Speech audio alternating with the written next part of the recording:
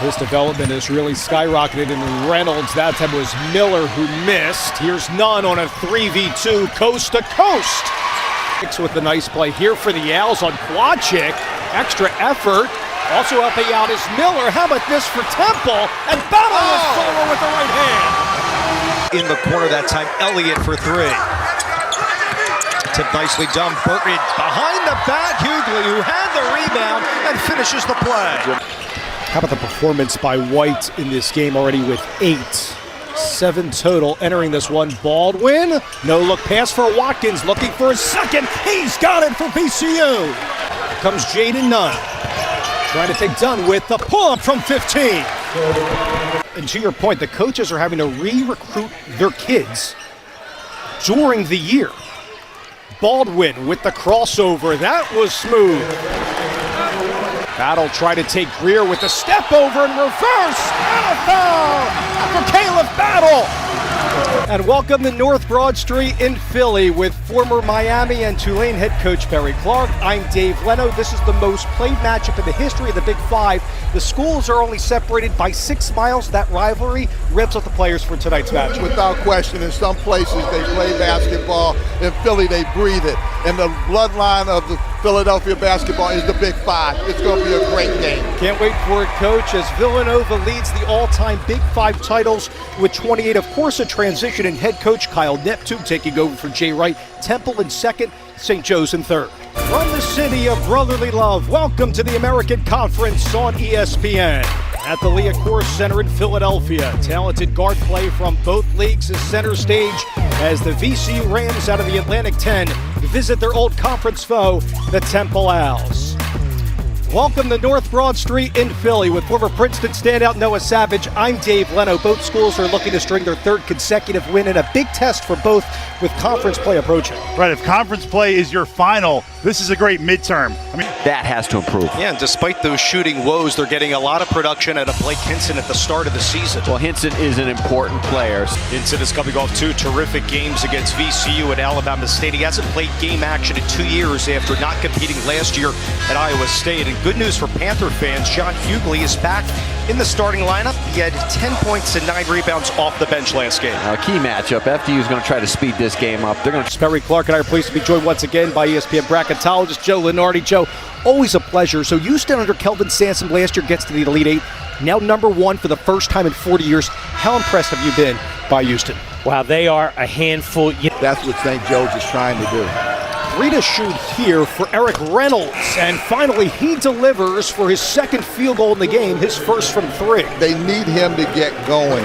And he has to take shots he's comfortable with and like, not that just shots when he's open. Billy Lang says he scores more so in the flows of the game as opposed to just jump shots. He has double figures in every game ahead of schedule, according to the coaching staff at Hawk Hill. And another turnover there as it goes off of Brown into the Temple bench.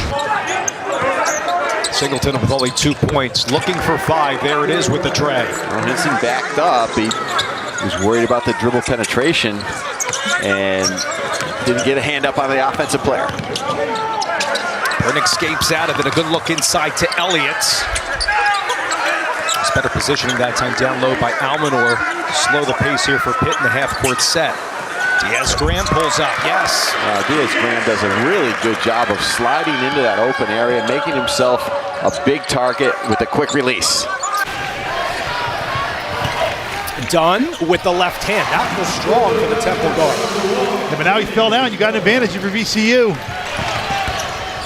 Largest lead for Temple here at 12. Good move inside. Unselfish to Deloach, was hurt a couple minutes ago and finishes. Temple's been in a slew of close games. They started out the year losing in overtime by 3 to Wagner. In fact, Wagner overcame a 15-point second-half deficit. Followed that up nicely with a win and a court storming there over Villanova. And Kyle Neptune's team lost to Vanderbilt, a team, by the way, that VCU just beat.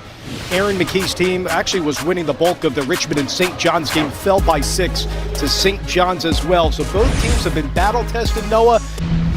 Let's go back in Big Five history. On March 3rd, 2002, Temple's Lynn Greer hits this game-winning jumper in double overtime in front of the St. Joe's bench. You see John Chaney with the tie-off, Coach. You know that well. And Greer's Owls defeat St. Joe's, part of this Big Five rivalry. What a moment there for Greer. One of 4 Temple players to score over 2,000 career points. And Chaney and the Owls love that at the Cathedral College basketball. Well, there you see the man is right there. He had a great career. And I tell you what, I knew John. He really felt the world of Len Greer. The inaugural Basketball Hall of Fame London showcases tomorrow.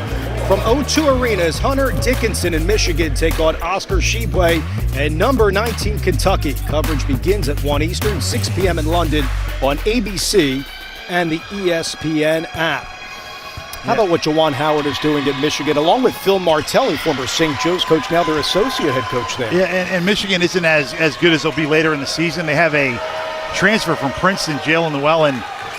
The championship Saturday continues today, starting at 4 Eastern on ABC, as number 22 UCF and number 18 Tulane battle for the AAC title. Then at 8 Eastern, number 9 Clemson takes on number 23 North Carolina in the ACC championship game. Can't wait for those two matchups. Mac Brown has done magnificent things for the Tar Heels, going up against Dabo Swinney's team with 2 losses this year. A big loss in college football, by the way. Lincoln Riley's USC team lost in the Pac-12 championship to Utah. Does that mean Ohio State, who's been watching with Ryan Day's team, could they be the last team in the college football playoff? For producer Thomas Morrissey, Bruce Watson, our director, Mike Notaro, our statistician, the coach, Perry Clark, and our entire crew, I'm Dave Leto. Congrats to Temple tonight over St. Joe's. Now let's get you to Stillwater for Sam Houston State at Oklahoma State. Temple takes it by 10 here in Philadelphia.